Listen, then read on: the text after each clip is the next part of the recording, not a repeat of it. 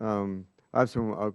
My first question, I'm going to ask the whole panel, and let's start with Mr. James, and then work our way down. What provision or provisions in the proposed rule do you believe would be most difficult for your business to comply with? Why don't we just say what's the toughest one out of all the provisions that you think would affect your business in terms of complying with? Thank you. I would say that the reduction in hours from 11 to 10 would probably impact us the greatest. Obviously, in my statement, I mentioned that every hour is critical in the commodities that we trade. Depending on what the market is doing, we're left with what market conditions dictate as far as deliveries go, and by reducing that by even 1 hour would be critical to our scheduling. Mr. Berg.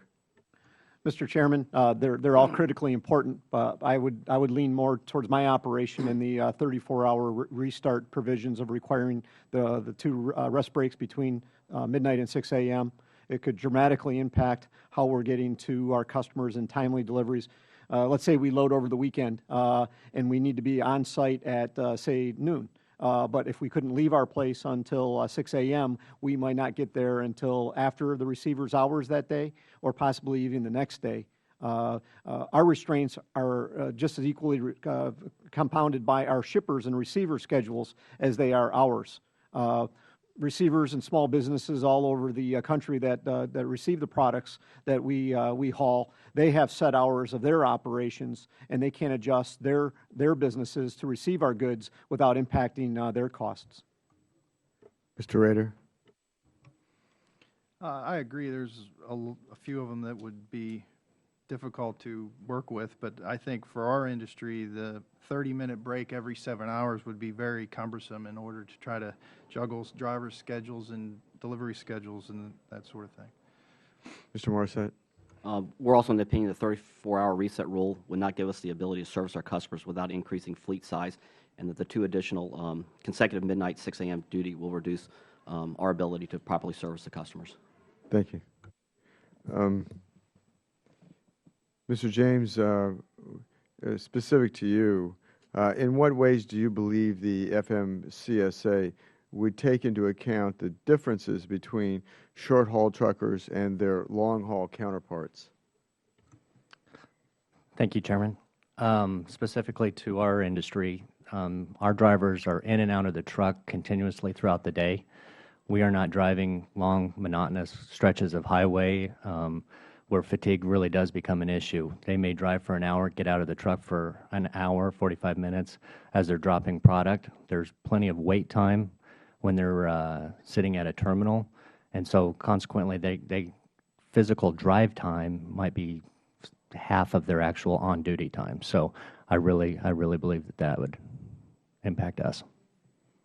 And Mr. Berg, given the limited pool of qualified drivers, how will your company be able to meet transportation demands safely should the proposed rule go into effect?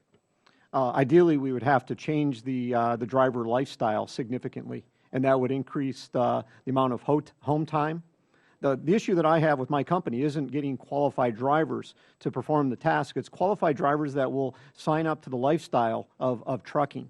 So that would need to change, so I could go outside of the typical trucking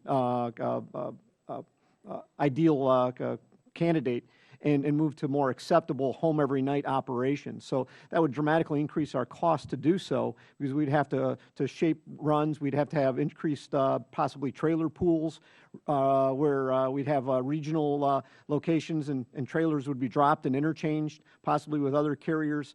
Anything can be done with the right financial incentives. But I think that's the challenge that we have with this regulation, that it doesn't take into account the full value of the proposed rules, and it does not increase the safety element like the rules are supposed to.